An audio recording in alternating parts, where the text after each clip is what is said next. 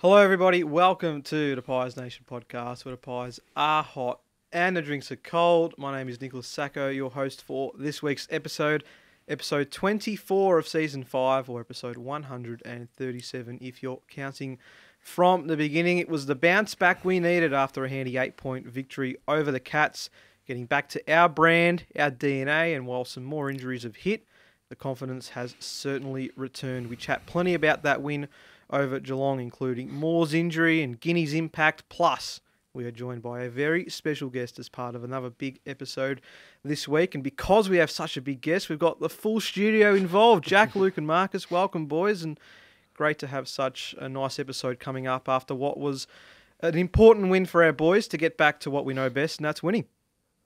Yeah, well, Nico, the Pies certainly went back to their DNA. I think if you go back and look at what our best footies looked at over the course of season 2023, we really returned to that in this game, playing high-pressure footy, rebounding off half-back. It was all there. So really, really pleased. Few things still to iron out, I think, going into this Brisbane game. Obviously, losing Darcy Moore is not ideal, considering the tall stocks that Brisbane have up forward. So that should be an interesting one. But Murph really held his own, and as did Billy Frampton, stepping up. So, yeah, really pleased, Lukey. Yeah, it took a little while to get going, and it was, I feel like, a little bit of nervousness from the boys just in terms of wondering if we still actually have got it. And it took about a quarter and a bit to get going, but once we did get going, it was like, thank God the Pies are back. And I watched it from home, so I had I was lucky enough to be listening to BT, and he had a nice call. I think it was early in the third quarter, but the boys, we won about, I think it was a 50-50 contest, and then got the ball going, and the way BT was like,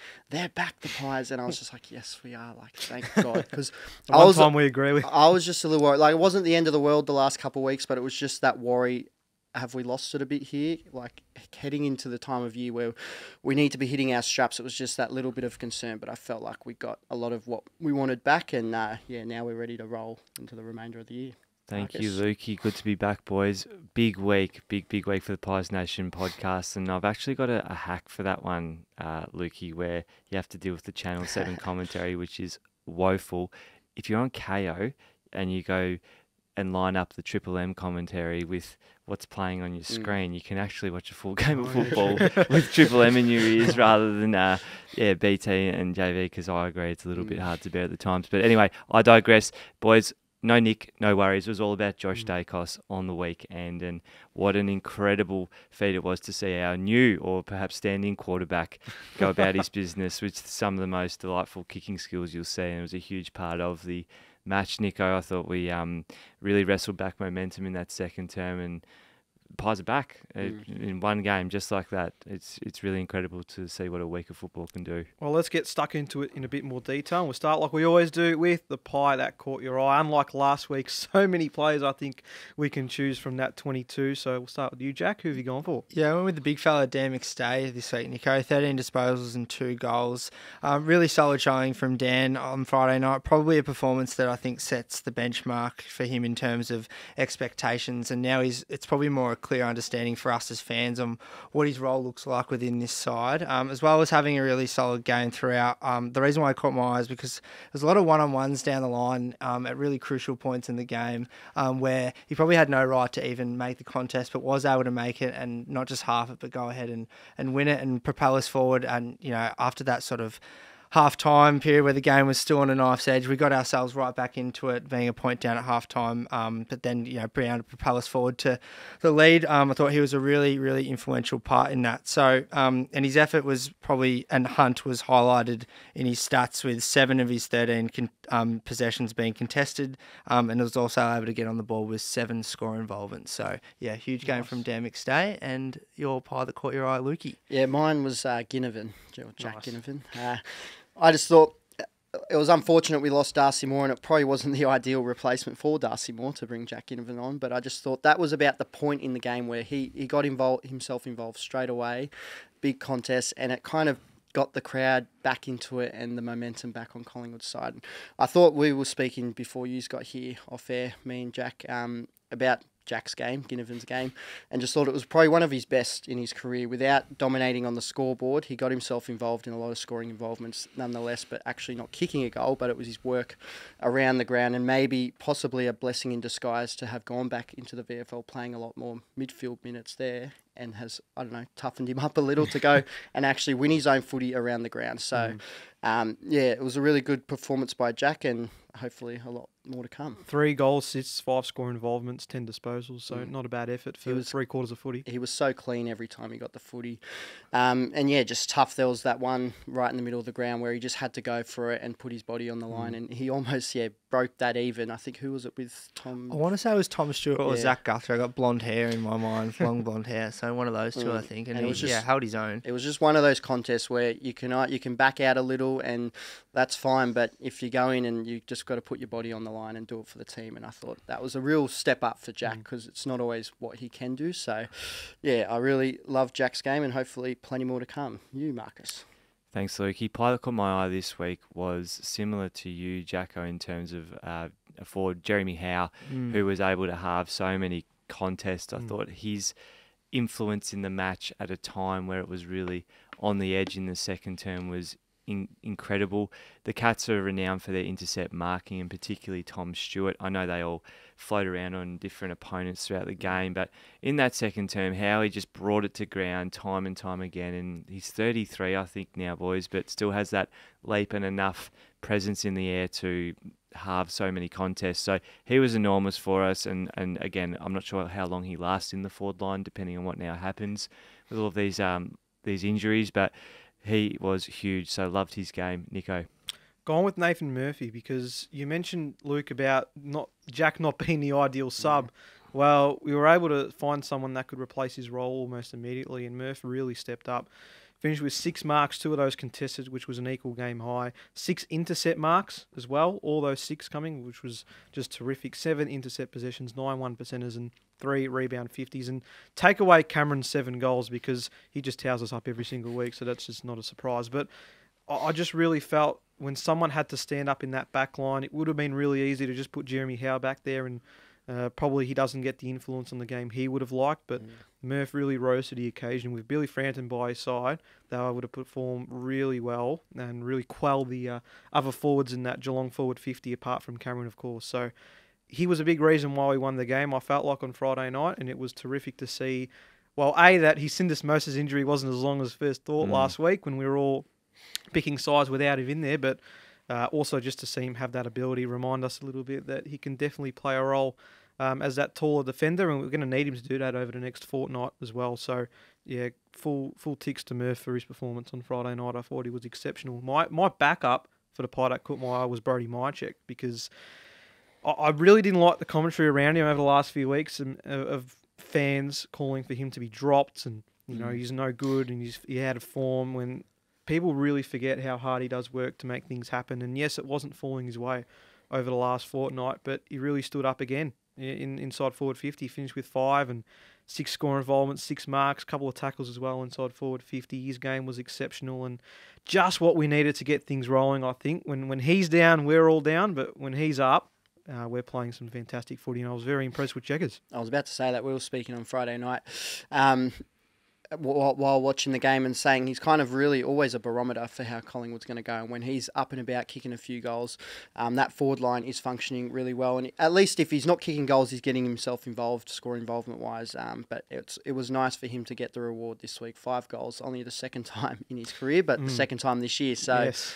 And you can see him and McStay starting to really work well with each other, and that synergy is coming along really nicely. So, it was very early calls on my check to get dropped. I think that's unnecessary. But did you like his game, Marcus? Yeah, I thought, to your point, with respect to Dan McStay and Brodie Myercheck, we've obviously been watching with a lot of anticipation as to how that duo would unfurl. It's probably the first match where we saw them not really chew into each other's space, and they played their own games but complemented one another rather than trying to take touches away from each other, and they resulted in more scores too. I think the other thing to point out just across the forward line was that when guys like Brodie Myercheck, Jamie Elliott, and even McStay get on the board early, it's just an age-old thing in footy. Confidence goes through the roof, and then more goals come. But against the Hawks and the Blues, the guys were missing set shots from inside 50, and it was fatigue factor or something going on, but markedly different game from Brody Myercheck and the forward line, so it was a great return to form. Yeah, and what helped that forward line really gel a lot more was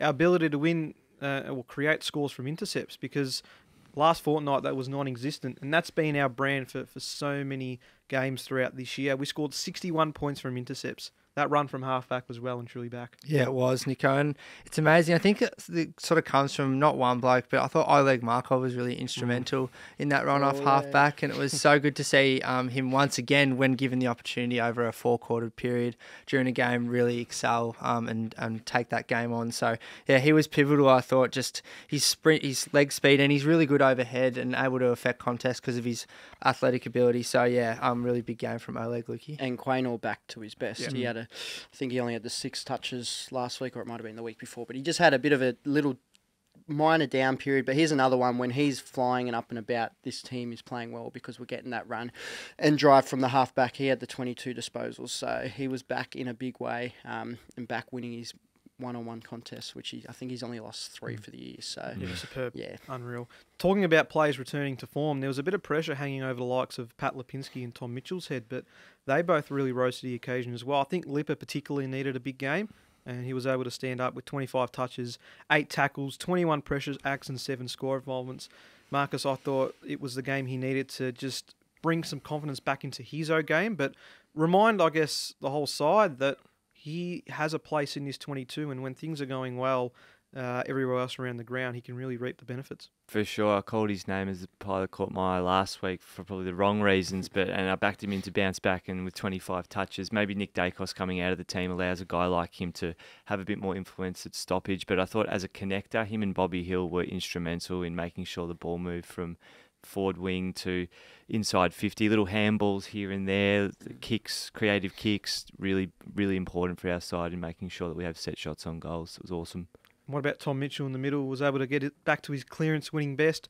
Finished with 5 clearances, but 8 tackles and 7 score moments. Just, again, was one of those games that he sort of reminded us a little bit of why we brought him into the team. Yeah, well, Nico, we talk about Brody Myercheck being a barometer sort of for the Pies over the past 3 or 4 years. I think this year we've seen Tom Mitchell be a barometer in the midfield for our clearance work, and he wasn't quite back to his best that we've seen this year, but he certainly upped his hunt and upped his intensity around the ball, and I think we really reaped the rewards from that. You know, all of a sudden blokes like Jordan De Goey get back involved in the game in a really damaging way. So yeah, really showing us again how important it is for Tommy Mitchell to get his hands first and foremost. Yeah, I thought it was very impressive throughout the middle of the ground.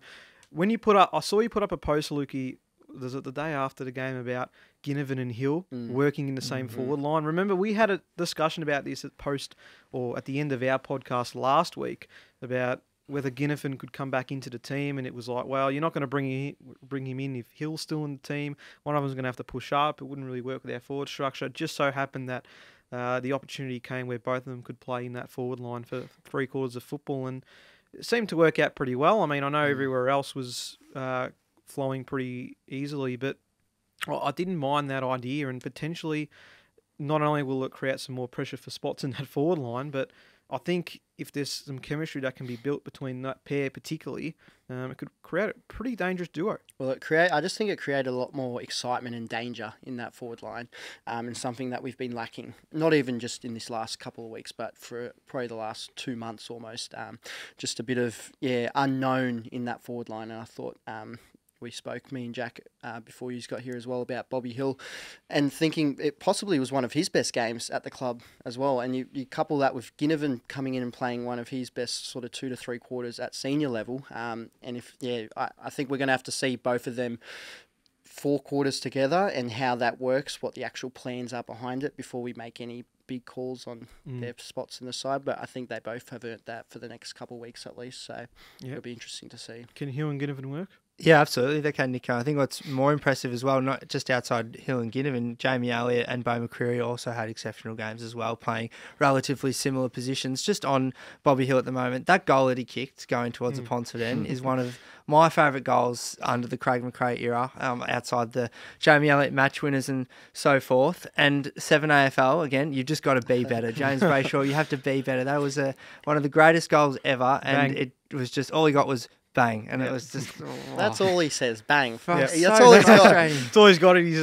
But no, they just don't like Collingwood winning, so they don't give us much excitement. The whole game, Geelong were coming, here come Geelong, and Collingwood were just, they tried to hold that as long as they could, and although it ended up being an 8-point ball game at the end, I felt fairly comfortable throughout the second half that once we got to that 20, 30-point lead, that we actually had most of the control of the game, and it was only in that first part of the first quarter where it was a bit worrying. Well, and the first part of the last quarter when it wasn't in our control or Geelong's, it was in a couple of other people's controls. But I forgot about that. Yeah, it was, pretty disappointing that decisions like that could have turned the game. And fortunately, we were able to get on top. But I don't understand how it can come to decisions like that, because for me, they were so obvious. I'm sure watching at the game, it was so obvious. Everyone else could see it was so obvious, but... yeah, I don't really know how to explain it, because it was just so disappointing and frustrating that something like that can have such an impact and maybe take a bit of the gloss away from what was a terrific win. I've got a potential explanation, and that's the fact that when certain players get around the footy in big matches, the umpires start to just think a little bit differently, Nico. It's a thing. It's been a thing for a long time, particularly captains. But that second one in particular was an absolute howler. I was just, with the first one, happy Bruzzy didn't give away the 50. He was just going absolutely off his rocket. Yeah. And that's the thing.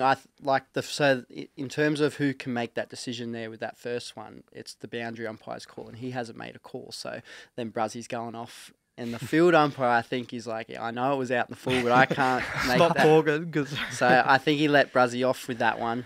But still, I can excuse that one because, I don't know, the boundary umpire, he could have had a view blocked. From watching on the TV, it looked like he was in the perfect position to see that. And we could all see it was a mile over the boundary. But that second one, getting the handball whilst out of bounds, has to be one of the worst non-calls in history. And it's bad enough that it happens at the top level. That would be a horrific decision at local league footy in the bottom grades. So for that to happen at AFL level, and although we shouldn't get upset about it because it didn't cost us the game, but that's something that can potentially cost a team a game and a final, cost us percentage.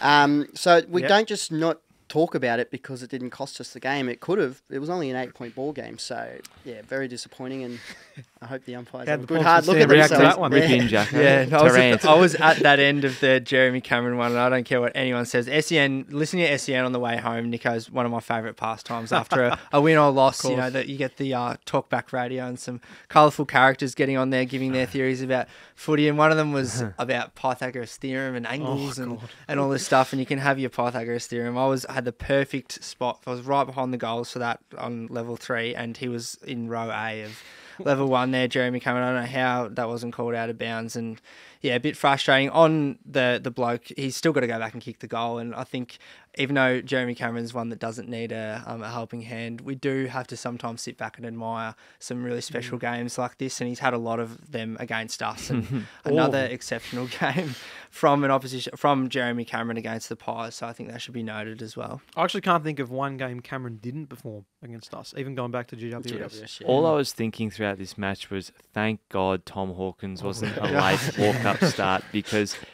yes, Jezza has 11 scoring shots, but if Hawkins plays, he's probably fed Jeremy Cameron half of his supply, and then also kicked 2 or 3 on us as well. So it was fortunate that the other big, tall giraffe bloke who missed late in the game wasn't Tom Hawkins, is all I have to say. Quick note before we move on. Let's touch a little bit more on Josh Dacos, because he had an exceptional performance. 38 touches at 82% efficiency, 8 score involvements, 564 metres gained, 7 marks and 4 tackles. He was everywhere, stood up when it mattered in the midfield, and was a key player in getting ourselves back into the game momentum-wise, and also helped initiate a couple of plays that were more reminiscent of what we are trying to do in games throughout the year, and he was superb. Yeah, he consistently chose to take the game on, and there were so many runs and balls going into the corridor. And this is what I'm saying is what he's known his brother to do a lot of the season that's been. But the way that Josh Dacos just backs his foot skills in and looks so composed even when under pressure. I think sometimes we lose sight of the fact that a lot of his ball is won on the wing in an uncontested possession fashion, but he's still got to really hit targets down the line or switch it up. So it's by no means an easy place on the park to get it done, but he was exceptional, and 38 touches might well be a career high, Nico, is it? Potentially, yeah. I'll have to double check. Well, Tom Brown kept saying it was a world record. You're kidding me. World record. I just couldn't believe it. He said it about 5 times post-game. World record. So I assume... For what? For disposals for Josh Dacos, I assume. A world record. I don't know who he's competing against himself. He smashed his PB. It was 33 in the lead up to that game. So, yeah, definitely.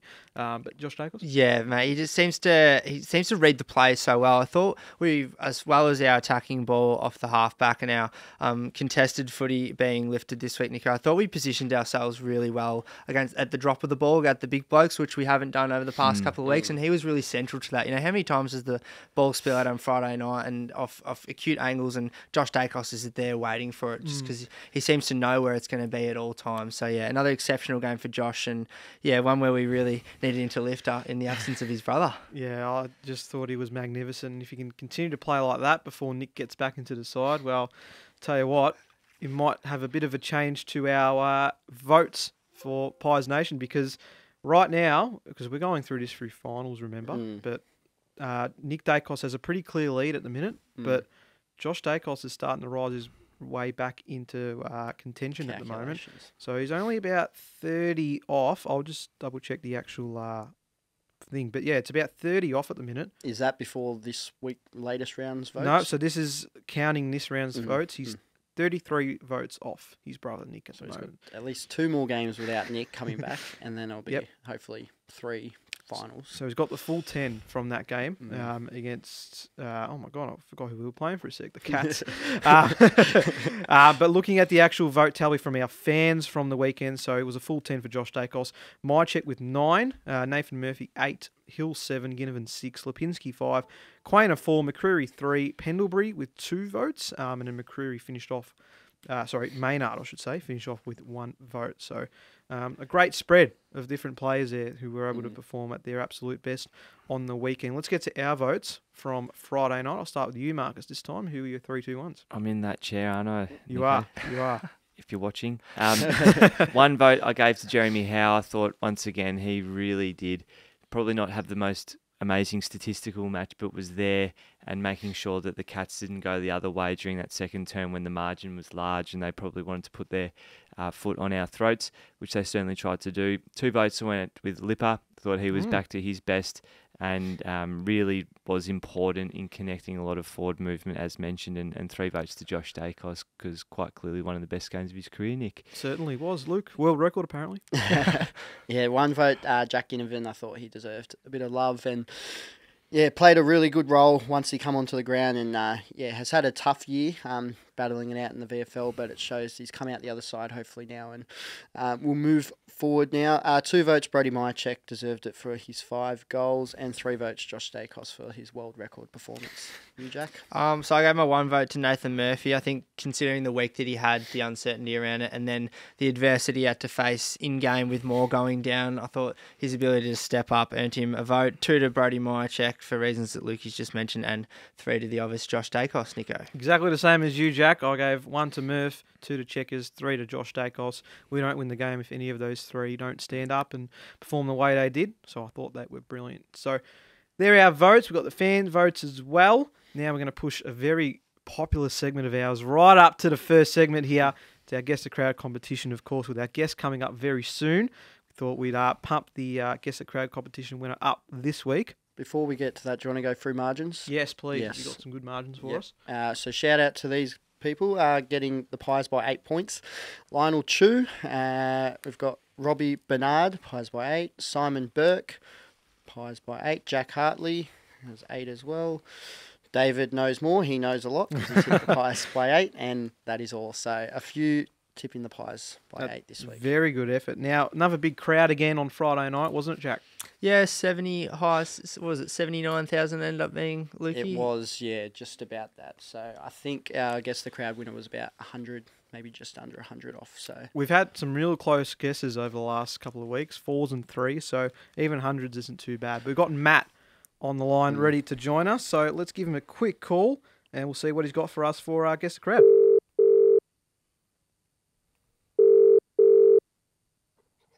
Boys, how are we? G'day, Matt. Someone was ready to go. Welcome to the Pies Nation podcast.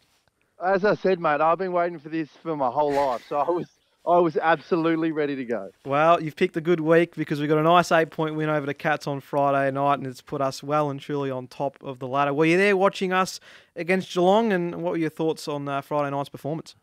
No, I wasn't there, but I'm a Geelong boy. I live in Geelong, so it's always a pleasure. Always a pleasure to get a win over them. G'day, Matt. Marcus here. Thank you for joining us. You sound very, very pumped. Just wanted to know how you felt throughout the second half of that match. Are the Pies back in town? As the Pies buckled down, do you say? Back in town. Back in town. Back in town, yes. No, the first quarter was tough. The first quarter was a very tough watch, but when they get going, don't they? G'day, Matt. It's Luke here. Thanks for coming on and congratulations on your Guess the Crowd competition win. Tell us a little bit about yourself. You say you're from Geelong, so how is it being a Collingwood supporter in Geelong, and sort of run us through your journey being a Pie supporter? It's tough. It's tough, my friend. It's a dark place down here. Last year wasn't too fun. You wouldn't believe the amount of cat stuff that's down here. They changed the Surf Coast messages from stay safe to go Cats. Wow. So swimming between the blue and white flags. Yeah, exactly. Exactly. It was tough. So I tried not to show my face anywhere for a couple of months. But got a big Pies family. We're just unbelievable. My cousins, we're all sort of around a similar age, so we're all on the deck on a Friday night, just going nuts. So it's good. Matt, just Jack here, mate. Thank you so much for coming on and bringing the energy to this week's pod. Just a question on how you feel we're going to go for the rest of the season, mate. Obviously got ourselves in A1 position, sitting 2 games clear on top of the ladder with 2 to play. Are you concerned at all for the Pies coming into finals, or do you back us to go all the way? I'd say, yeah, we're still A1. You can point out all the flaws you want in our team, but I reckon I'd take us if I was picking a team, a coach, a list from everybody. I think everybody picks the Pies. I'd be surprised. No, not surprised. No, I don't want to go too early, but I'm loving it, and it's good fun. The lid's well and truly on here. I don't know if you've heard us over the last couple of months. No, I'm kidding. Now, you've been saying you wanted to be on Guess the Crowd for quite a while, so I'm sure you're pretty familiar with this question. We always like to ask our fans about an obscure Collingwood moment throughout their journey of following the Pies. Might not be the big grand final or the massive finals, but is there one particular game or player or moment that stands out to you as the reason why you follow this mighty club?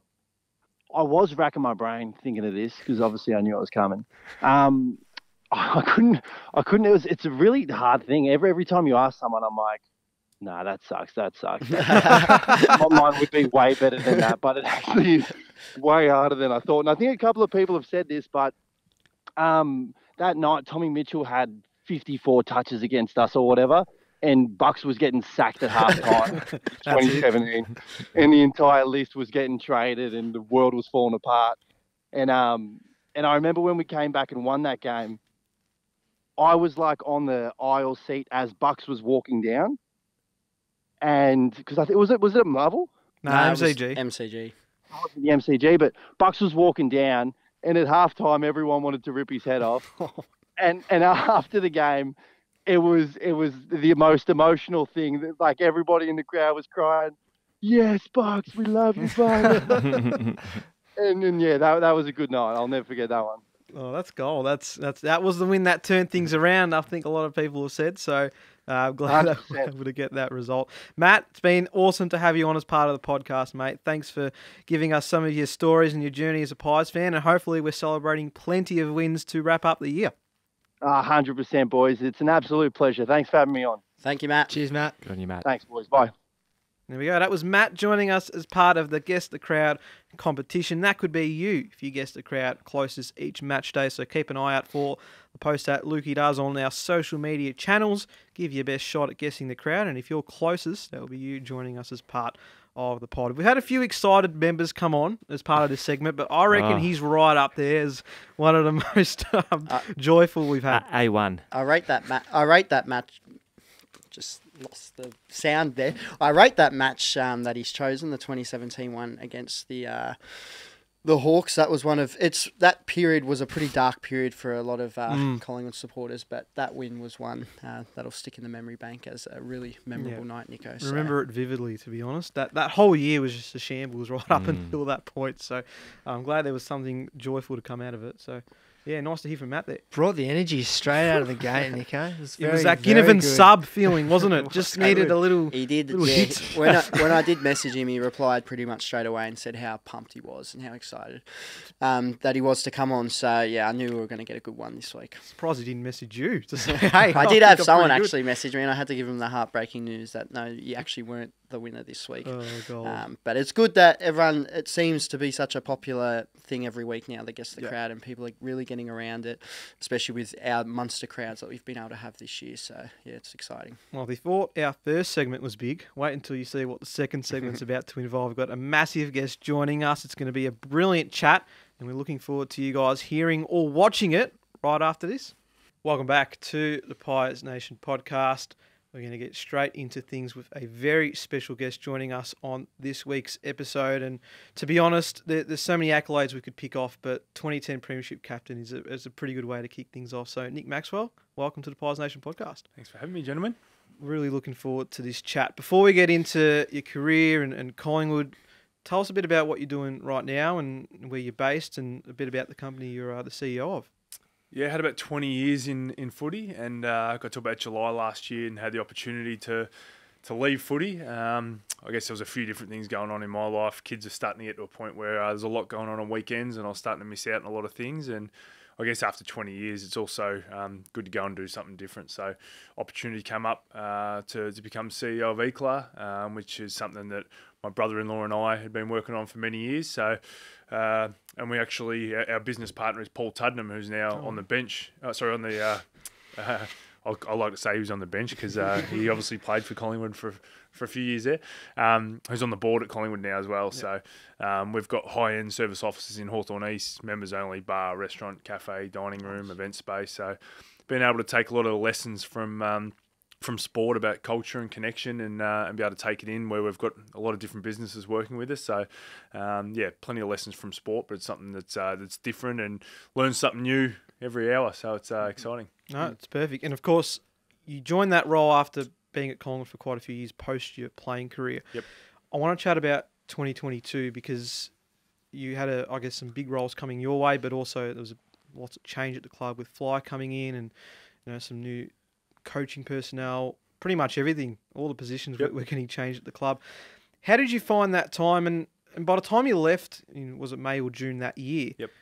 What differences did you find from that 2022 period where things were starting to rebuild and I guess click a lot quicker than we thought to, first of all, during your time in the height of our premiership years in 2010 and so, and also 2018 when you were there playing a role at the club as well? Was there some big differences from your eyes?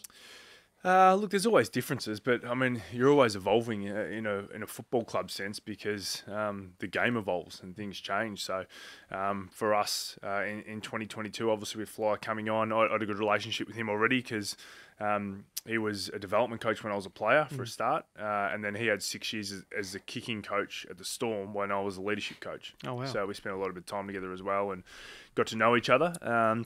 So having him come in and bring some different coaches in, there was some that were still there as well. So having Josh Fraser come back was cool for me. He was in my wedding party actually, so we're obviously good mates. And So I think in the role I was in, you're there to support Righty and Fly basically, and that's the job basically. So whatever they want, you try and work out what you can do to try and help support them and give them guidance, and that's the role. You're all there with the senior coaches driving the vision, and Righty's obviously looking at the bigger picture, and I'm sort of more in the operations day to day with what they need. So loved it, loved working with Fly. He lives in the next street in Williamstown from me, so the kids, his daughter goes to school with my two boys, so we catch up sort of every 3 or 4 weeks for a can of meal with the family. So wrapped to see it all come together. You never really know like that freshness coming in with the different ideas and different theories, how quickly people will pick it up. And probably one that people haven't really paid enough attention to is Jared Wade. He's come in. He's the sort of I'm sort of doing him injustice by calling him fitness coach. What is it? The high performance. Yeah. But Wadey was someone who he was at Geelong Footy Club through their success early days when he just left uni. Spent some time at Essendon.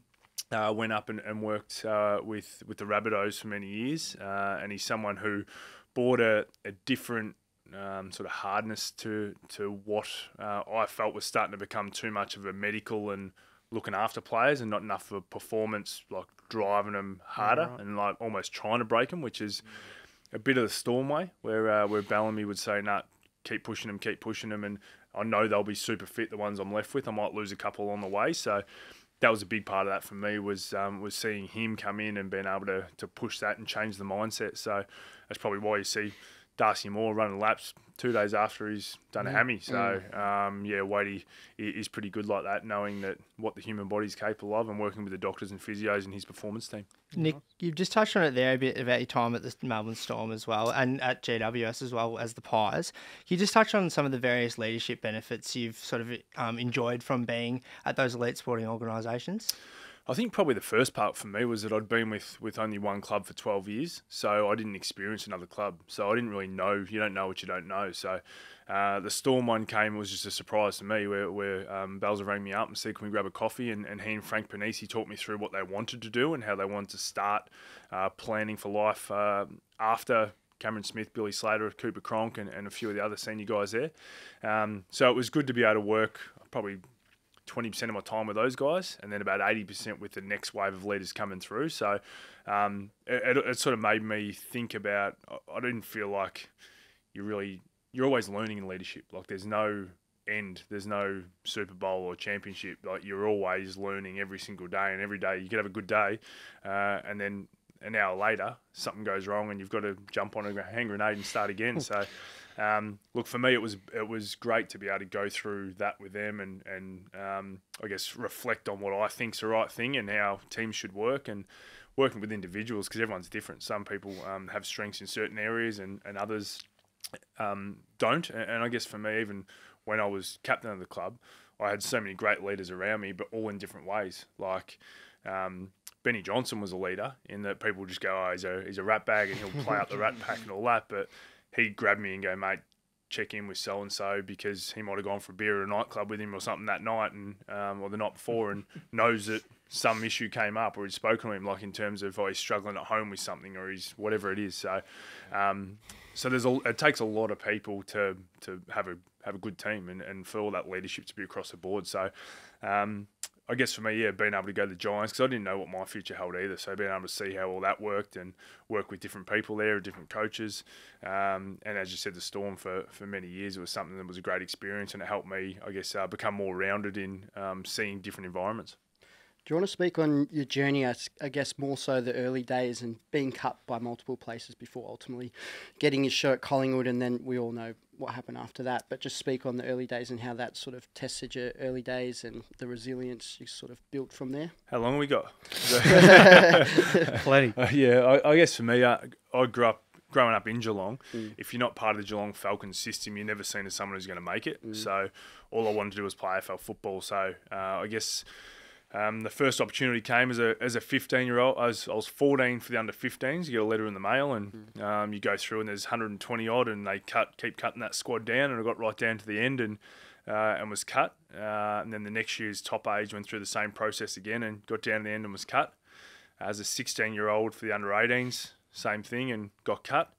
And actually, on reflection, what happened to me then was probably something that was a real game changer for me, where we didn't have social media. AFL players weren't really real to me. I lived down in Wallington, just near Ocean Grove, and I backed for Hawthorn. So Waverley Park was a 5-hour turnaround just to go to the game and back, plus the actual game itself. So we went occasionally, but not all that often. So I guess the people I looked up to more than anything were the senior players at St Joseph's Footy Club, because you go and play your junior footy and you hang around all day. So all Saturday was at the footy club, and those guys, the senior coach asked me to start training with them for potential to play as a 16-year-old. So I was absolutely shitting myself. I was so nervous because I didn't want to make a mistake, because these guys were my heroes. So I'd train with the under-18s from sort of 4 till 5, and then the seniors didn't start till 6 o'clock. So in that hour in between, I just grabbed whoever I could to sort of practice, and because I didn't want to make mistakes and let them down. So because you're doing so much deliberate practice, I improved a lot.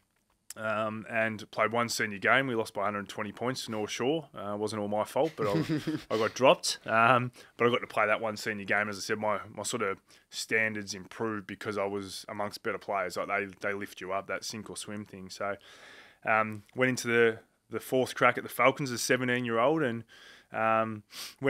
everything went really well because I was so fit and I'd learnt so much and improved a lot until our first intra-club practice match a few minutes in, and I picked up the ball and handballed it off and went to put on a shepherd, and a guy jumped and stuck a knee in my back and snapped a vertebrae in my spine. So I was out for basically 5 or 6 months so I got cut while that improved. Came back at the end of the year and played in a flag in the under-18s at St Joey's. But I watched the Geelong Falcons boys win a premiership on grand final day on the MCG. And some of the guys in that team were guys that I'd played against all pre-season and went really well against, and I just felt I was good enough and just needed a chance. So that sort of drove me to grit the teeth and go a bit harder again, and was lucky enough to be invited back for a 5th time, and played sort of every game that year and learned a lot. Damien Christensen and Mick Turner, they really put a lot of faith in me and trust in me and taught me a lot. And I guess from that perspective, what they did was they helped me become a better player and understand what was required. And in that year, we had a pretty good team. We had Luke Hodge, Gary Ablett, Jimmy Bartel, Brent Maloney, Matt Maguire, Tom Davidson, Luke Molan, Luke Vogels, Tim Callan, Tim Boyle, Joel Reynolds. There's about 13 guys from one team ending up on an AFL list. And, I actually won best player in finals amongst all those guys. So all of a sudden I had clubs interested in me and interviewing me, and interviewing what I didn't know at the time, but school teachers and coaches and principal and all that. But missed out on the draft. But then the next day I had 8 clubs ring and want me to train for rook of this position with them, and decided that we'd go to Port Adelaide. They had sort of their profile of their list showed that they needed some key defenders coming through. So, and also for me to show I was prepared to leave home and move into state would show how much it meant to me. So went across there. Choco Williams was a big fan, so met him, and they sent me in to do my medical, and I had some scans with me because I've been carrying a groin injury in the back half of the year, and the doctor put it up on the wall and he said, "Mate, you got osteitis pubis. We can't pick you. We can't bring you in." And I was like, "What the hell are you talking about? I've just picked you guys out of 8 different clubs." And sure enough, they put it up on the board, and he goes, this injury, this overuse injury for the groin, so I was playing school footy and playing for the Falcons and training and all that, and body couldn't handle it. So they came in, and Choco and the doctor and the GM sort of had a meeting in front of me, and Choco was fighting for me, and the doc said, "Listen, this injury, we don't know how to really treat it at that stage," and no one had ever heard of it, and then every second player had it. They sort of made the call that it was too big of a risk. So they let me stay for the week that I was supposed to stay anyway. So I took a lot of notes and watched Chad Corns and Kane Corns and Treadray and Primus and all these guys and how they went about it. So I was like, that's where I want to get to. So I need to learn as much as I can. And got back on the Saturday. I was due to go to down to Lawn for schoolies with all my mates. Unfortunately, because I'd missed out with Port, I thought, hang on, I'm going to have to farewell to the boys. And they went down there, and I'd actually rang Hawthorn Footy Club because Hodgie had the same injury but a lot worse, and they just took him pick 1. So figured they weren't too scared of that. So I ended up, went there and spent a month there. got to the day before the rookie draft, and they brought me in. And they said, look, there's 4 of you. There's only 2 spots. In order of priority, John Baird was number 1, Nick Stone was number 2, I was number 3, and Michael Georgiadis was number 4. And they said the Kangaroos have a pick before we do, and we think they'll take John Baird. If that happens, sort of Nick Stone and you. So next day, Kangaroos picked John Baird, Hawks picked Nick Stone, and then with the next pick, they picked Georgiadis because he'd played for Box Hill, Hawthorns reserves, and I was sort of in rehab, and the coach had never really seen me play, so bit of a slide indoors moment where they changed their mind. So got into uni at Ballarat because I'd never been really in the Falcon system until that last year. So my dad's a builder, my brother's a builder. I can't hang a picture frame, so I knew that I'd have to work hard and get into uni. So got up there and had one of the best years of my life, just out of home for the first time. It's obviously good in a uni town, but met a lot of new friends, and the footy club was awesome up there at North Ballarat. Got to play VFL, so I was playing the same level I would have played anyway. Got to the end of the year. Geelong, Stephen Wells rang me and said, can you come down and train with us down there for a rookie spot? So went down and spent a month with them. Got to the day before the rookie draft, and Bomber called me to his office and said, we're not going to draft you and we're not going to rookie you. I said, well, that's the hell I've been doing. And he said, we want you to play on our top-up list, which obviously means you're not in the squad, but you're always training with them, you're always around them. And I said, mate, I'm already playing VFL in Ballarat. I got my uni up there, I got jobs up there, and he said, well, I'm offering you a lifeline. You'd be right under our noses, and we'd look at you for next year. And I said, I appreciate the offer, but it doesn't work for me. And left, and it was pretty shattered at that stage. And next day, I was catching up with all my mates for a Christmas beer. It was right before Christmas, obviously, and I'd finished in Ballarat. And one of my mates texted me and said, well done the draft, when Mum was driving me in. I sort of read it out to her, and she pulled across 3 lanes of traffic and almost killed us. And just went, ring him. I rang him up and said, mate, what was that all about? Was that meant for someone else? And he said, nah, Collingwood picked you. I was like, nah, they couldn't have picked me. And we're sort of going through it. And I said, maybe it was a projection thing or whatever. And I said, I haven't spoken to them for about 14 months at that stage. And so I'd know, or they would have spoken to me at least. And I sort of hung up the phone confused. I had 4 voicemail messages. I'm like, what the hell's going on here? And first one, Noel Judkins, recruiting officer from Collingwood. My mates had already been at the pub for a couple of hours, and I thought I'd just grab some old guy out of the thing and said, let's stitch him up.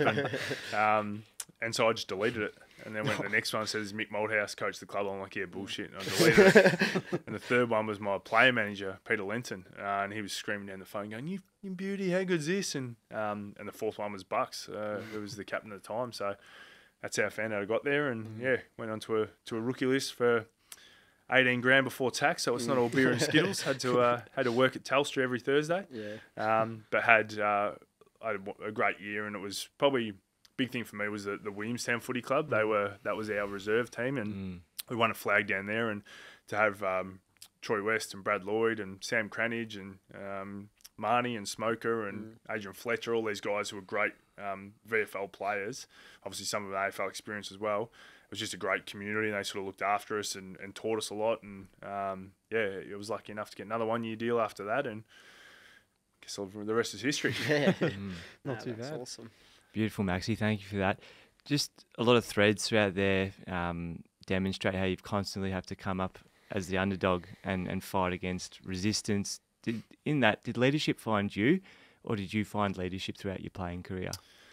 Good question. I think for me, Bucks and James Clement actually were the first ones that pointed out to me what leadership really was. I didn't really understand it properly. And they suggested early on, I think I'd played 20 games, so probably coming out of 2004, might have been going into 2006, I think it was.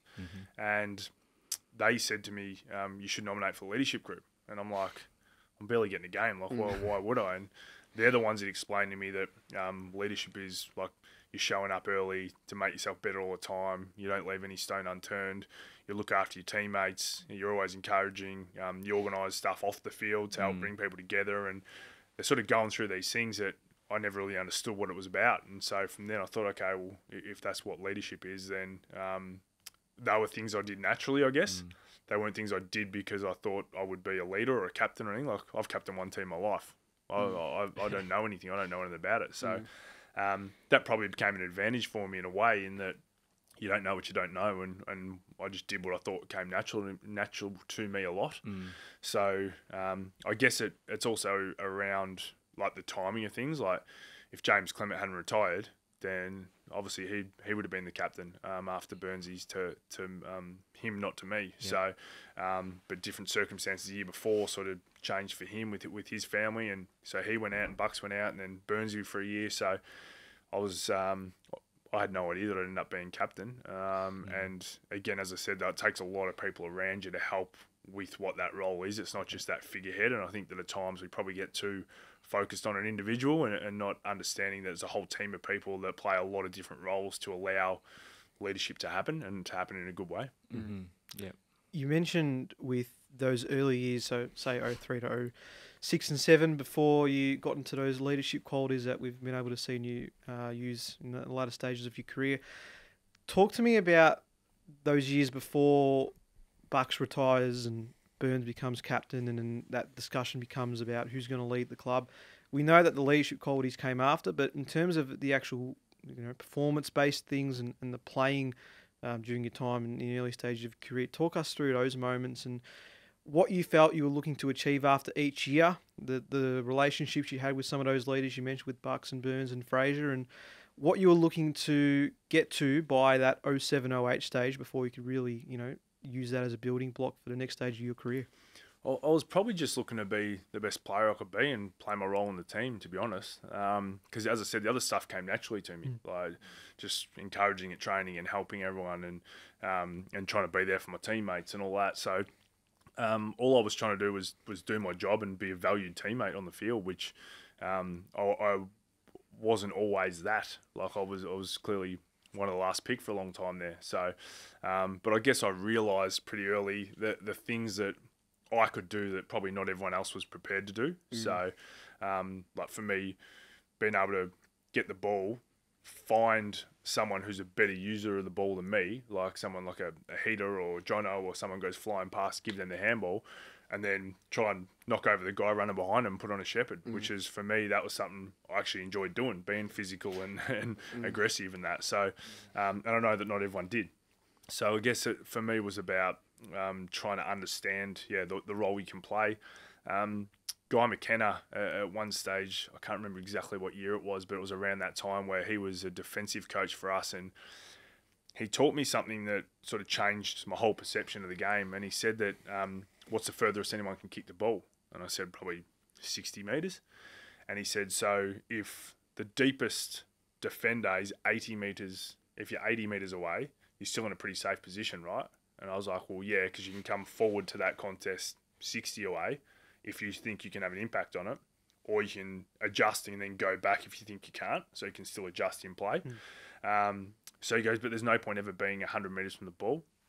There's no point ever being 90 metres from the ball, like the old days where you just stood full forward, full back. It just, and you can sort of see how it's changed since. But he was the one that described it to me for the first time, and I was like, holy shit, I've never ever thought of that, like what that means. So for me, knowing when I could go and impact and knowing when I could drop back, and that was even the early days of the analysis of football, was you'd see people go, well, Maxwell's not playing on anyone.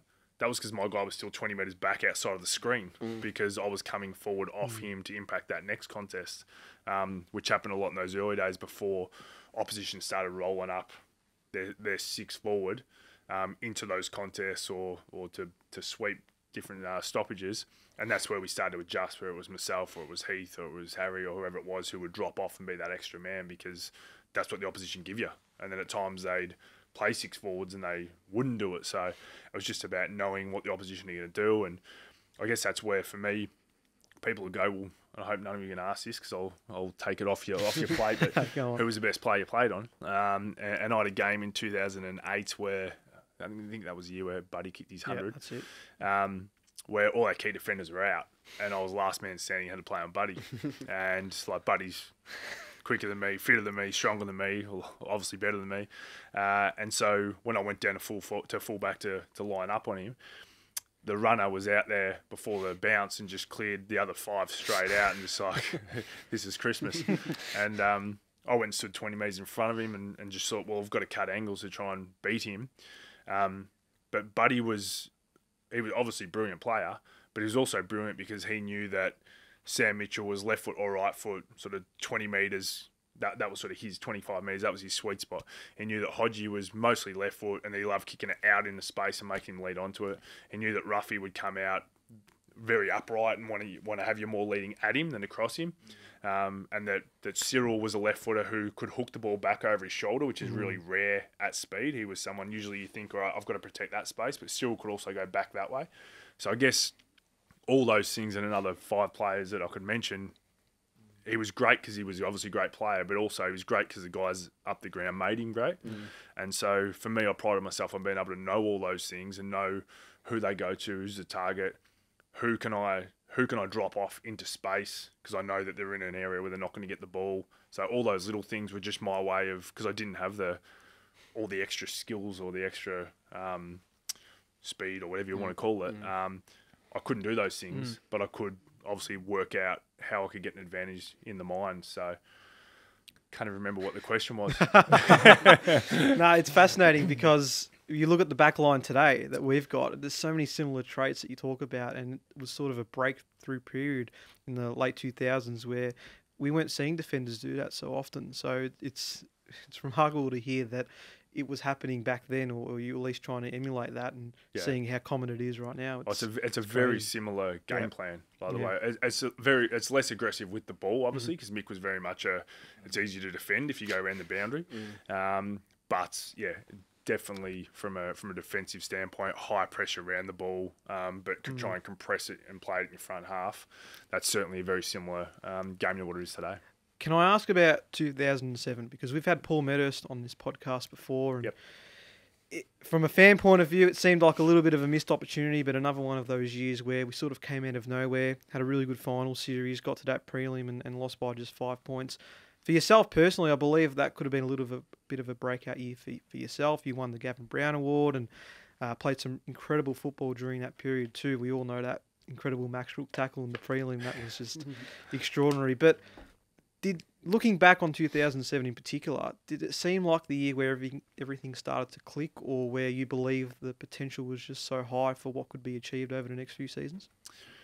Yeah, it's a hard one because we lost some obviously high-end quality players at that time as well. So I think it was Jimmy went out, Bucks went out. I think there was a few more actually. And then obviously the next year there was a whole group from afterwards with Burnsy and some of those guys. Yeah. Not sure when Licker went, Dutchy Holland. There was quite a few of those guys who went out as well. So it's difficult because we were sort of rebuilding on the fly a little bit, where we had those 2 down years where we lost 2005 final to the Bulldogs, and then 6 and 7 I think we got the picks where we had Pendles and Daisy. There was a few others maybe the next year. So and a few rookies along those times as well. So I think for me it was it's always difficult because nothing's granted. Like you think you take for granted the next year you're just going to come back because you're in a prelim. But there's a lot of things can change, and it's really hard to do. And you see that the 4 changes the next year every single year, like just the 4, let alone the 8. So it was obviously disappointing. If you put the 2 teams down on paper from that prelim, we should have lost by 15 goals. So they were obviously a hugely talented team, but the ability of a lot of that team to be able to scrap and give ourselves a chance. And yeah, another minute would have been nice. The ball was in our forward 50 just to see what was possible, but ultimately they were the better team, and they proved that for the next few years as well. So it's always a lost opportunity, but at the same time, I always reflect on things where you go, well, what more could you have done? And I don't think there was any more we could have done. I think we gave absolutely everything we possibly could. Obviously lost Bucks late in that game with his hammy, and Pebs broke his foot, and we were missing Josh Fraser, who had done his PCO in the Victorian game. Like, there was one Victorian game in 20 years. And we don't do it anymore. Correct. It hadn't happened again. So, look, there's things that are obviously stay with you, but at the same time, you just do the best with what you can. And we did the best with what we had, and we just weren't quite good enough. Nick, we've touched on your leadership throughout the podcast so far, and both off-field and on-field. I mean, one that sticks in my mind forever is that famous spoil in the 2010 Grand Final that now sort of lives as a game-saving spoil and moment. One thing you're also noted for is you were yourself always on the football field and weren't afraid to have tough conversations with certain members of the back line. I won't go into names, but what I'm keen to understand is... well, yeah, the Heaters, your Heredians, everyone knows. But what I'm interested in is how do you now reflect on those tough conversations as a leader? Are they dismissed as heat of the battle type conversations, or were they opportunities to actually further understand your fellow teammates by having these really, out there conversations, laying it out all on the line? It's probably more, I guess, from a supportive view or from a viewership perspective. It looks way worse than it is. Yep. Like when you're out there in the heat of the moment, it's like I don't have time to. I can't call time out, or I can't go, hey, let's just have a cup of tea and have a discuss what happened. It's do what you need to do. And I expect the same thing back. Yep. So if I don't do what they need me to do, or I don't play my role, I expect to bake. But the good thing about that group was we were so tight because we all wanted to win so badly. And so it wasn't personal ever. And a lot of the times, like for Heath, he's someone who I absolutely love playing with and still a good mate of mine. But the reason we'd clash a bit was a lot of the time his frustration would be, it could be to Brownie or to Reedy or to H or to someone else. So I'd actually want to get in front of him for a start, let him get it off his chest, and then go to your job, and then I'd go have a chat to those boys. Yeah. Or it was a frustration of up the field where we'd been let down by the midfield for whatever reason, and he'd be telling them to do their job, because we expect that of each other. So, but he'd put his hand up and say if he didn't every single time. So I think it's that ultimate accountability that we had as a group, and understanding that we wanted to win so badly that it's not, you don't take it the wrong way. You just know that it's in that heat of the moment, and that's just part of the game. That's part of trying to drive a high standard and be a good team. I wanted to ask about the magical year that was 2010 and sort of explain through the journey of that the whole year, where it got to a point. Did you think this is the year we're going to go all the way kind of thing? And I guess the whirlwind 2 weeks that it was the draw and then the replay, sort of a very unique situation and the experiences of that. Yeah, I think that year you never know where exactly you sit. And as the year sort of went on, we obviously started to realise that we were a chance. I'm not sure. There was a couple of games we beat St Kilda, and then we beat Geelong by about 4 goals late in the year. And I think I was missing, Trav was missing. There might have been another one, and it was sort of like I think we should have won by a lot more. And I think that was the one where everyone went, all right, we're here to compete. We're up there with St Kilda and Geelong, who are the two real dominant teams for a couple of years there. Yeah.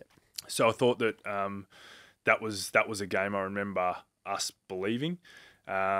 The qualifying final we got through against the Doggies, we sort of won that pretty reasonably comfortably, I think, from memory. It was 10 goals. So. Yeah. and then we get through and everything just went right from the very start of that prelim against Geelong, and I guess from there, that game was over pretty quick. So that gave us the chance to go to the grand final, and the next week we got lucky in a lot of ways where we probably should have been a lot more up at half time, and we missed some opportunities we should have taken. And I guess from there, St Kilda being such a good team, they just keep coming at you, and there's just no, you can't just sit there and think it's going to be all over. So in the end, we actually had, I think it was something like, we used to get a vote in the best and fairest if you just play your role. And then it was like 2 if you were better than that, and 3 if you were sort of outstanding. And then 4 was like a Swan, Pendlebury, 40 touch, 3 goal game. So I didn't see any of them. But it was in that first grand final, I think it was 5 or 6 guys got a vote in the best and fairest. It was like hardly any, where basically if that happens, you should lose by 10 goals. So we got lucky that enough guys had just done enough to give us a chance next week. And I do remember even on the Monday morning we'd gone through our reviews, and Mick had shown that we'd gone inside 50, whatever it was, 60 times, and like 47 of them were bombs, and we just kept setting it up for Fisher and Gilbert and Blake and all those guys to come across. So we didn't give our forwards a chance at all. We had plenty of the ball. So and I remember Mick he'd always throw to me at the end of a meeting, anything from you and Maxi, and I just said, yeah, I know a lot of guys are really disappointed with how they played in the weekend, but no one will ever remember you for playing a poor drawn grand final if we come out and win the next week and you do your job. So whatever happened, just put a line through it, because we've all had that experience now. There was only a few that had that experience before then. We've all done it. Whatever happened will be forgotten if you got a medal around your neck come 5 o'clock on the next Saturday. And I think a lot of guys afterwards, when you chat, they were like, I felt like a relief that I didn't have to be embarrassed that I'd played a poor game the week before. I was like, it's gone. It's forgotten. You can't change it. But we can this week, because we'll forget about it pretty quick. So, yeah, and the next week I think we had 17 or 18 get a vote in the best and fairest. So, again, that flip sort of shows how many guys, contributed. Shifting forward to the present day, Maxi, I'm sure you're keeping an eye on how things are going at the moment, and we're all very happy on this podcast with the position we're in first and foremost. But just looking at some of those younger guys when you were at the Pies who were still on the list, the way that they've risen into mature leaders of the club, is there anyone that's really pleased you in terms of how they've developed, having played with them and now having potentially served as one of their staff and now as an observer from the sidelines? Played with, there isn't many left. I think there's only Steele and Pendles would be the only two from memory, but tell me if I'm wrong. Yeah. Played on Howie a fair bit. So, he used to absolutely hate me because I just used to just stand in front of him to not allow him to go for a hanger. I remember playing on him. That's how you do it. Yeah. I remember playing on him several times, and he'd complain to the umpire, and then he'd come and go and have a crack at me, and I'd go, I'm not going to let you put me on a postcard, mate, on a poster. So, so I think there's a few guys Isaac Quainer is a guy who I've loved watching his development and come in, and very professional kid right from the start. I thought the first couple of games of the year he was a bit quiet, and I was sort of thinking, okay, where's he going from here? But then, after that, he just sort of took off, and I feel like he's a guy who just improved in so many ways with his aerial. I still think he still doesn't know how strong he is. Like he's like a brick. I don't reckon many people will be able to tackle him if he's running full pace. So I'd almost like to see him taken on even more and really challenge the opposition because he's a really good player, great young kid, and a leader. I think he's a leader now. He's obviously only going to improve in terms of what he does. Talk to me, who else is in there? I'm just trying to think of the younger guys. Obviously, a lot of there's a great balance, I feel, amongst the group. So a lot of those older guys that have got that experience, like Steele and Pendles, even guys like Tom Mitchell and Tay, I still look at Crispy and think, he's a good kid coming through, and he's played more games than I played. But you just sort of look at those guys differently. So the big challenge is obviously a lot of those, you're not going to have your best team available. Like, it never happens. So, and we've sort of seen that already. So, you just got to have enough guys who can come in and play that role when they're needed to. And that's what we had in 2010. Like, we had so many quality players who were such great servants of the club who missed out on playing in the final series who your sort of heart breaks for them because they all deserve, like, that's when you talk about winning the premiership. All those guys who didn't play, like all your Presti and Fraze, Obes, Tarkin Lockyer, Meadows, Leon in the end. Just trying to think who I missed around those senior guys. But then Licker and Dutchy and Bucks, James Clement, Pebbles, Wakeland, all these guys, they taught us everything. Like, they deserve a medal as well. And you just, that's the hardest part, is that they're the ones that deserve it as well. And that's the hard thing, that they didn't get that in the end. But they're obviously unbelievable contributors to the team. So you need that depth. And for us, there's enough guys there. But the other challenge is so often the difference between VFL and AFL is monumental in terms of the speed of the game and what you need to do. And if you've played VFL all year, it's a huge ask to be able to come in and just be able to switch it on and play at the speed of AFL. So you don't want too many of them to have to make that jump. Ginni did it really well on the weekend. But again, if there's another 2 or 3, then it becomes a real challenge. Even though there's a lot of players that are available and you think can come in and play the role, you don't want too many of them because, as I said, the speed is a huge difference. One player I do want to talk about is Jamie Elliott, because It's a great story. You talk when you get the number 5 from Bucks, and it was in Vegas, and he talks about giving you that opportunity. You didn't know if you were, going to be someone that would take that chance, but you did, and you won a premiership in that number, and it must be such an incredible feeling to have that moment in time.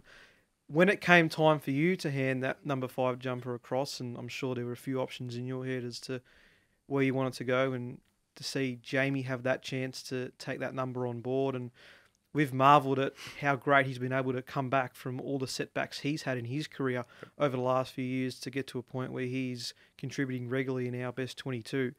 What was your relationship like with him at that point? What made you lean towards picking him as that person that can take that mantle? And how have you found watching him over the last few years still be able to do the talented stuff he is now? It reminded me a lot of myself, just hangers and goals. Yeah, of course. Of course. Oh, look, I think with Bill, he was, when he came in, he sort of, I felt like he was sort of looking for guidance and for that more older, mature person to sort of be there as a support. And I felt like we had a good relationship along those lines.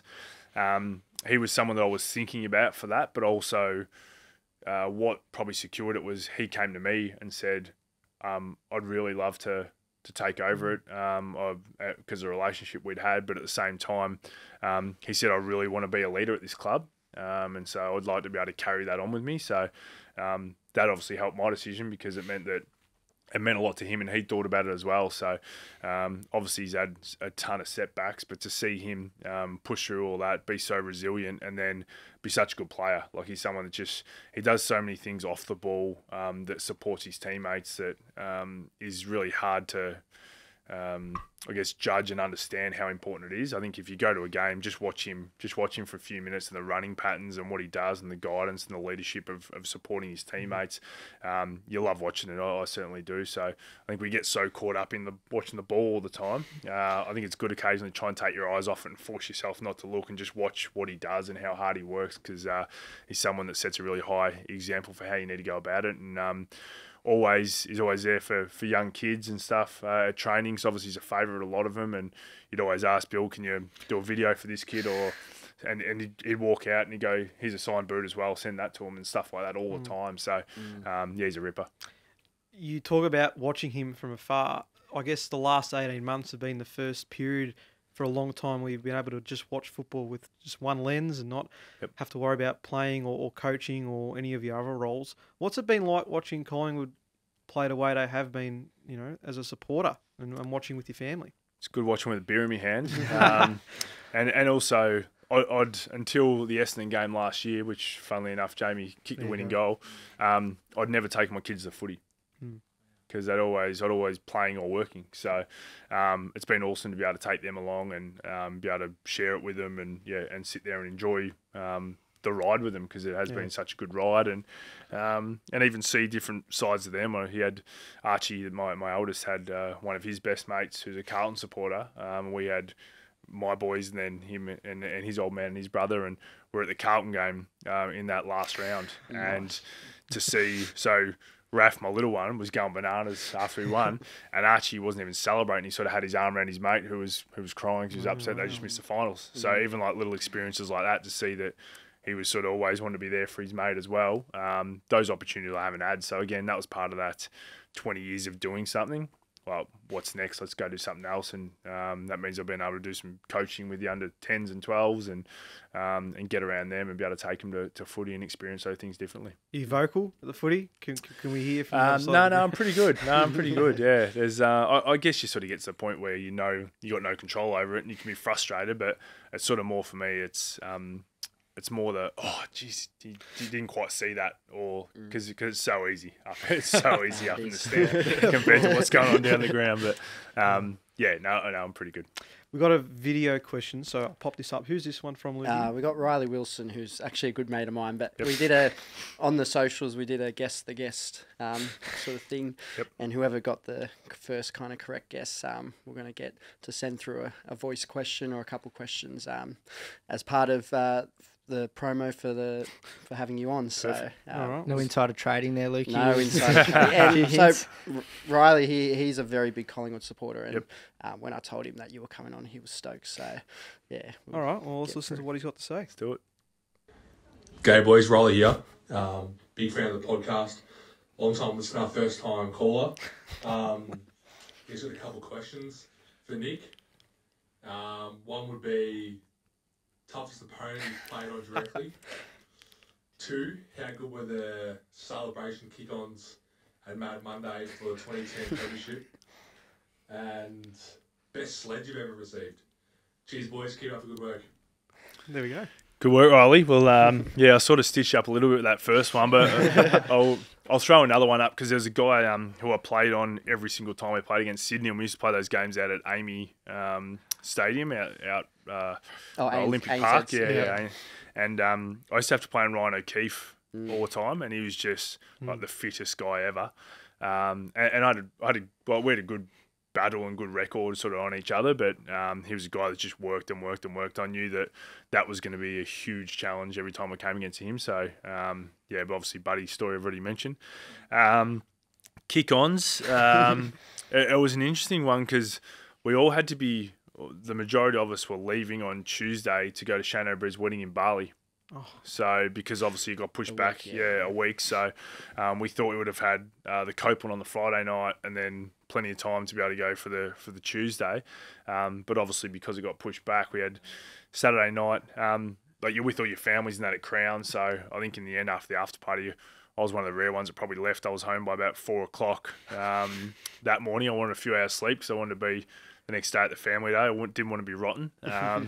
And then we had the family day, and then we had a catch-up after that into Mad Monday. So there was plenty going on, but I'm probably a bad person to ask about how big the kick-ons were because I was pretty smart when I wanted to get some sleep and actually be able to enjoy it and remember it all. So, and the last question was the best sledge. From a teammate or from the opposition? Plenty from Heath. I had one from... I remember from Fev early on in my career, Lance Whitnell was on the mark from a kick-in, and it was one of those ones where everyone pushed all the way back, and so we kicked it out and then turned around and everyone's sort of taken off back, and there was a really strange turnover, and there was like one quick kick out the back and then another quick kick, and Lance was still standing where he was from being on the mark from the kick-in, hadn't moved, and he just stood there, marked it, and was going to have a shot, and he was laughing because he knew that he sort of hadn't chased back, and I was furious because I don't know whether I made the mistake or something happened that made me angry, and we ran back there and I was filthy, and I was having a crack at him, and then Fev had a crack at me, and he goes, "Oh, who the fuck are you? What were you?" And started getting into me, and there'd just been a thing where he'd been in a bit of trouble with his teammates, something that happened during the week. And I said, "Don't you fucking start. Your teammates don't even want you at the club." And he goes, "At least my teammates know who the fuck I am."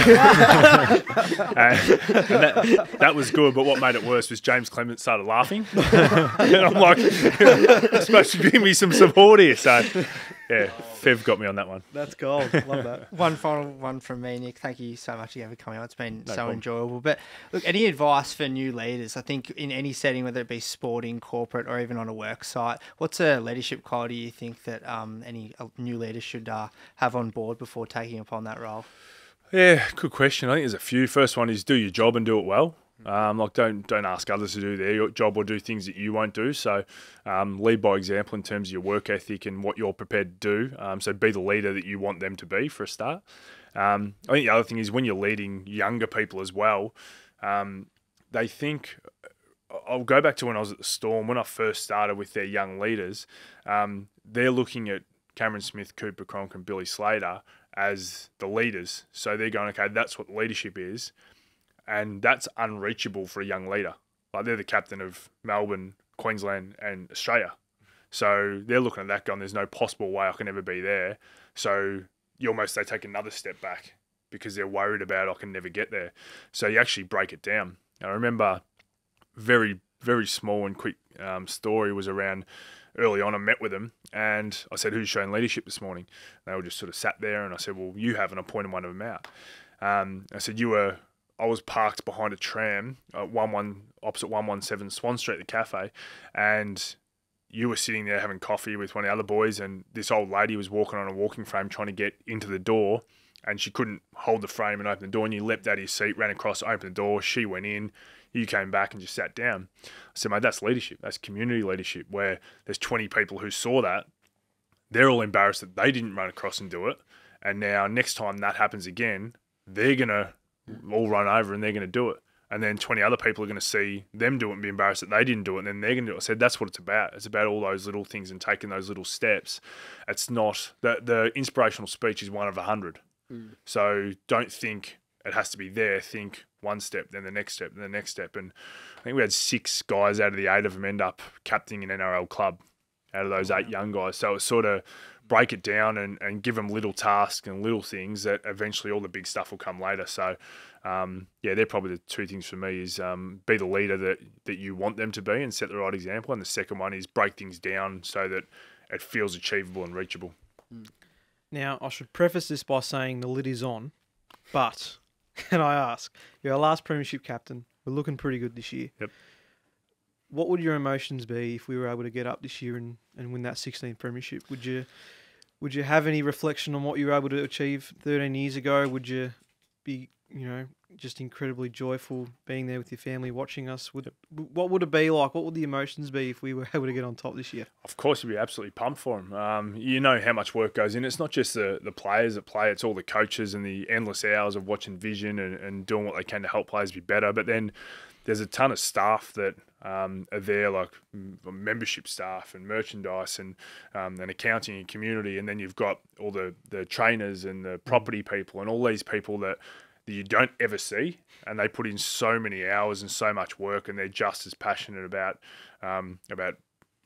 Jamie kicking a goal or Ginni kicking a goal or Checkers kicking a goal. That means just as much to them. So to be able to see them get some success, but then also one of the things I was really lucky to do when we won was a few weeks, probably 3 or 4 weeks after we finished, I toured country Victoria with the Premiership Cup. We stopped at all these little country towns, and I had 80-year-old men bawling their eyes out, holding the cup, getting a photo going, I can die happy, you don't understand what this means to me. And I've probably had 30, 40 plus different people tell a story in the last, 13 years that's my father or mother or son or uncle or whatever died in the months or weeks after the grand final. And the last memory we have as a family was all of us together grand final day and those type of things. And, we go out there, you get paid to play football.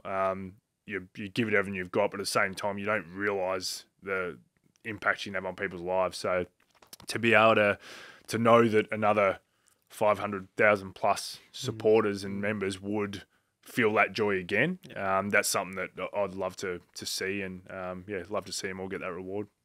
Still in the spotlight here, but I've got one more question for you, Nick. Obviously, wearing the man steel, side bottom. Get your merch, of course. And, of course, the famous video with used to the merch. We need a bit of a backstory about how that came about. I watched it in preparation for this episode. It's a classic. Pete Hellier actually rang me on the way here because he was talking about something else, but he had that TV show, The Bounce, that he wanted to do, and he'd been wanting to do this for years, and it sort of timing all lined up, and he goes, mate, who do you reckon we could do it? Who do you reckon we could get? And I was like, well, the 2 young kids are Steele and Beamsy. I was like, I don't know what would happen with Beamsy, whether he'd punch on or run or what would we do, but I think Steele, I could get him to come along for the ride. So, and he almost cooked it before we even started because we had the camera in my car, right on the dashboard, but it was sort of hidden. And he spotted it and he goes, oh, what's that? That looks like a camera. I was like, oh, no, it's just part of the GPS system. Don't worry, it's broken anyway. And then I changed the subject and asked a different question. But it was almost like, I was like, that was the best part of the whole thing was that I somehow thought on my feet enough to be able to change the subject there. And that didn't even make the cut. So, obviously a very funny one. And he was a good sport about it. I felt bad afterwards for a little bit because he's only a kid, but he's stitched up enough people over the years, so stuff him. Love it. Nick, it's been an honour to have you on the podcast, and we really appreciate you giving us an insight into your career both on and off field, and hopefully we're celebrating lots of wins together throughout the rest of the season. And thanks again for coming on. Thanks for having me, boys. Thanks, Go Maxie. Pies. Cheers. Go Pies. Welcome back to the Pies Nation podcast, where the pies are hot and the drinks are cold. A lovely chat there with Nick Maxwell. And if you want to see more interviews like that, be sure to get involved with Pies Nation on our social media pages.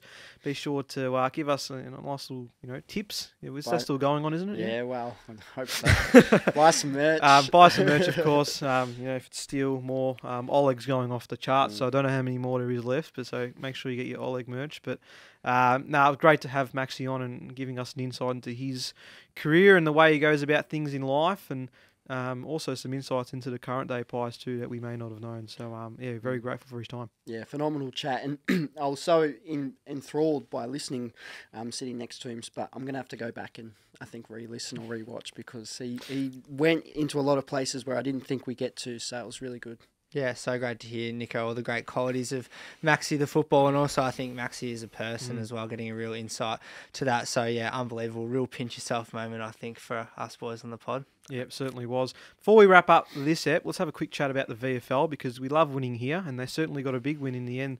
The VFL boys against the Cats, and puts ourselves well and truly in the top 10, as we call it in the VFL. Yeah, it's never going to be easy to say the top 10, is it, Nico? But getting to the VFL wouldn't be a Pies Nation episode without it. We got the job done by 74 points over the Cats, boys. So big winners in this game. I did get down to Vic Park, and a great vibe there. They had the women's playing after the VFL squad, so it was a good turnout there despite some rain in the second half, and really got off to a good start and just capitalised on our work. 7 goals in the third term, and then 5 in the last. So a huge score, and it really gives us a nice percentage booster as we now make our way to 9th position. Just a few notable performances, particularly Reef McInnes and Coxie and Lockie Tardrew looked very good, but I'll let the Surge elaborate a bit further, Nico. Of course, he's all over it, as always. Surge at Vic Park, both teams struggled to score early in a scrappy start.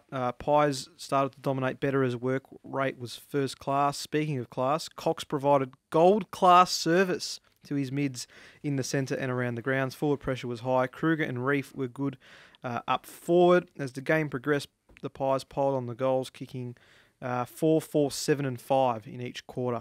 Dominated inside 50s and hit-outs. Stoppages and clearances were pretty even. One of our best results of the season. Won the tackle count. Co-captain Tardrew was best with 32 touches and a goal. Reef McInnes 4 majors, Coxie 16 disposals, 52 hit-outs. Finn with 25 touches and 5 tackles, and Josh Carmichael 23 disposals and 3 goals. We finished the season with the Sharks at the AIA Centre, so nice way to wrap up the home and away campaign, coming off a big win. That's it, Nico. So they are in 13th spot at the moment, so really must win this match to secure a spot, but it's ours to lose at this point in time. And just quickly as well, I was, as I said, down at Vic Park and had a celebrity moment there, Jacko. Did you right? We had the lovely Tamika from Queensland, who was down for the weekend to see the boys play VFL and AFL, and then also Brendan, who joined us on the pod after the Melbourne win this year, he told me. So lovely to have a chat to those guys and just talk a little bit about the Pies, particularly after a big win against the Cats. So I said I'd give them both a shout out. Did you get a photo? Ask for Recognised Did you get straight asked away? for a photo or a signature or anything? I'm not that kind of guy, Lukey, but we can only dream.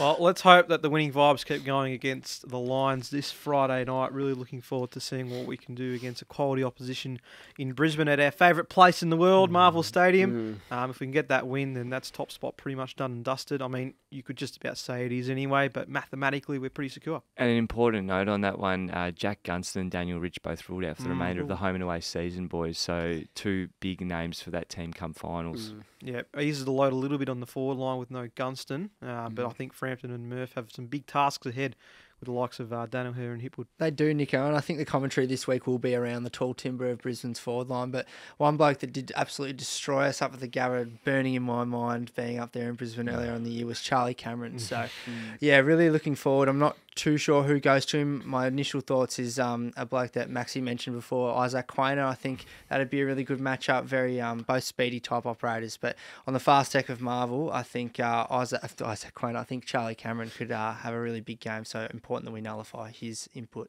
Yeah, really looking forward to that clash on Friday. But that wraps up a pretty big episode of the Pies Nation podcast. So be sure to keep getting involved. Marcus, Luke, Jack, thanks for coming on, boys. Thanks, boys. Thanks, boys. Thank you, Maxie. Thank you, And thank you to Maxi. Maxie, of course. I've been your host, Nicholas Sacco. You've been listening or watching to the Pies Nation podcast, where the pies are hot and the drinks are cold.